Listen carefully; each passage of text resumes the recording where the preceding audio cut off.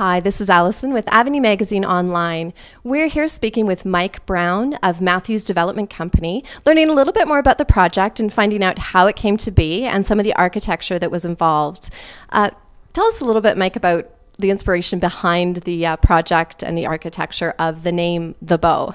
You know, one of the interesting things about the Bow project is the bow in itself, or the shape of the building, was driven by the needs of the tenant. The advantage of the Bow is it's 100% leased by Encana, and Synovus is going to be moving there as well. They had some business needs. One, they wanted a larger floor plate. Second is they have an environment that basically provides additional office spaces that you'd see in most environments.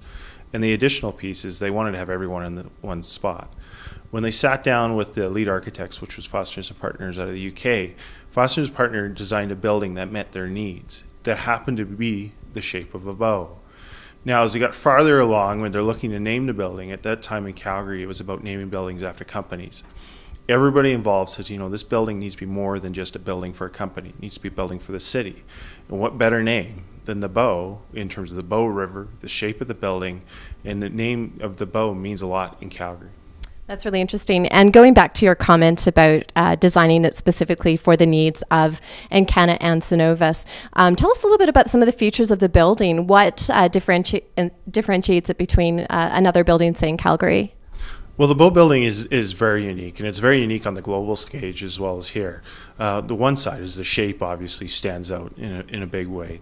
The other side is, you know, typical buildings in Calgary, you go in, you go up to, you work in your office space, you go down to the main floor, but you don't encourage meeting areas. One of the things that we've done in terms of the shape of the Bow is it actually has 3 sky garden levels. Within those levels, it's intended for staff to get together, communicate, share ideas. Otherwise, it's lost. Oftentimes, if I'm on the 54th floor and my colleagues on the 50th, I don't see them. The nice thing about the Bow, you will see them because you'll have these common areas for you to get together.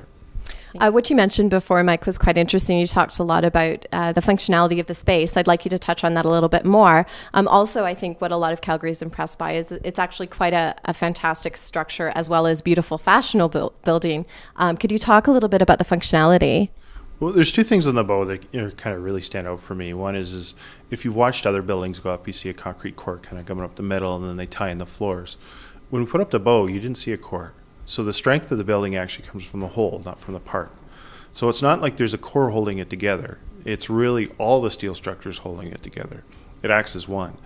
The second thing that I always find really interesting, you know, when you go and look at residential properties or some new commercial buildings, you'll see a box and then they add some pieces after the fact to make it pretty.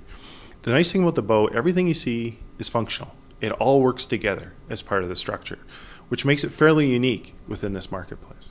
When we compare the new Bow building to the Petro-Canada building, we notice there's quite a difference in the way the light is reflected off the windows.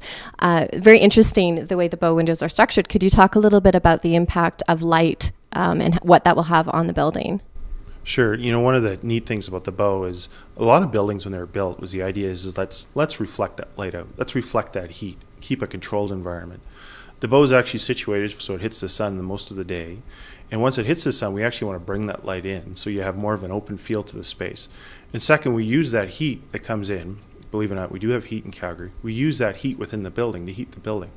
It's a subtle difference, but it makes a huge difference in terms of your operating costs of the building. As I said before, you know, the nice thing about the Bow is everything has a reason. Everything has a purpose. That's wonderful. I think that's so interesting, especially given Calgary's weather and climate. It's obvious that we need all the sunlight we can get. So, Mike, thank you so much for meeting with me today. I really appreciate your time, and we look forward to seeing the completion. Thank you. This is Allison with Avenue Magazine. We are now here at Fashion Central on the corner of 8th Avenue and 1st Street, speaking with Lara Presper. Lara is an architect and fashion designer and bases many of her designs on very well-known pieces of architecture. Lara, tell us a little bit about your designs. How did you get into this type of industry? What has inspired you? Well, I started out in the field of architecture, and I really liked the idea of the structure and making things, but it really lacked the intimacy that I wanted out of my design projects, and also the timelines were really long, like 5 years for some of the projects I was working on.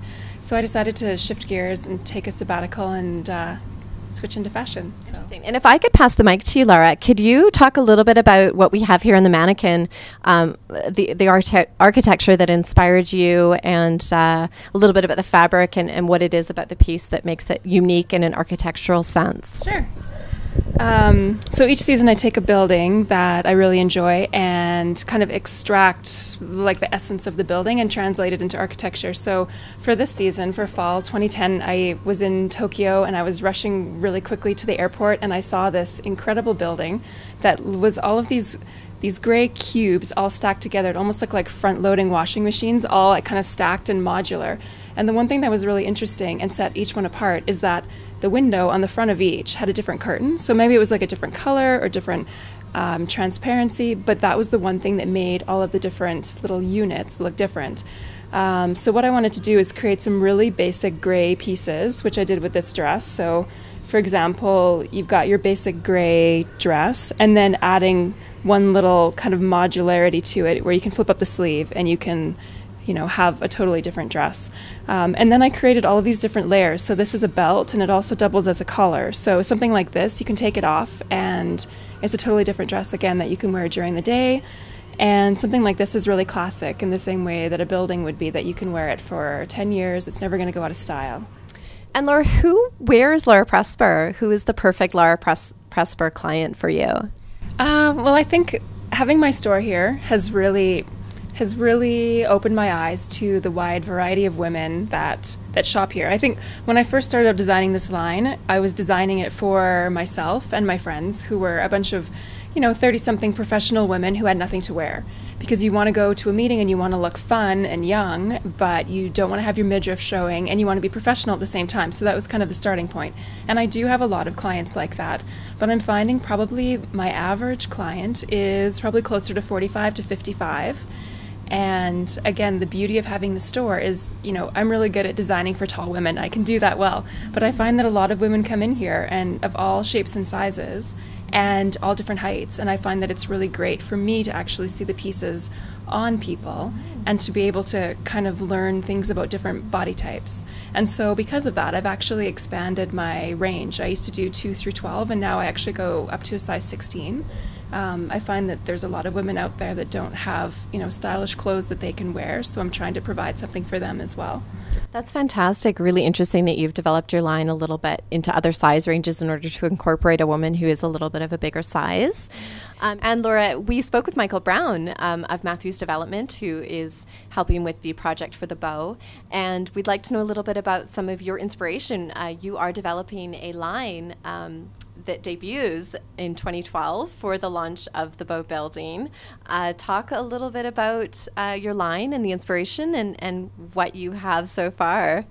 Well, as it's still quite a ways away, 2012 is still a few seasons ahead. I do have some conceptual ideas down, but I just found that working in my studio every day that I look up from my desk and I've got this perfectly framed view of this tower that's been going up for quite a few months. And it's been really interesting just to watch each layer of the steel go up, and then now watching all of the different layers of the glass and all the structural that's going, from the outside in being put on as well. So I'm really interested in kind of the idea of layering and the way that they've put this entire kind of thing together. It's a really new and innovative methodology that they've used structurally to put it together. So I'm really interested in, I don't know if I want to say exploiting a little bit of that, but seeing what I can do to take that and translate it into clothing.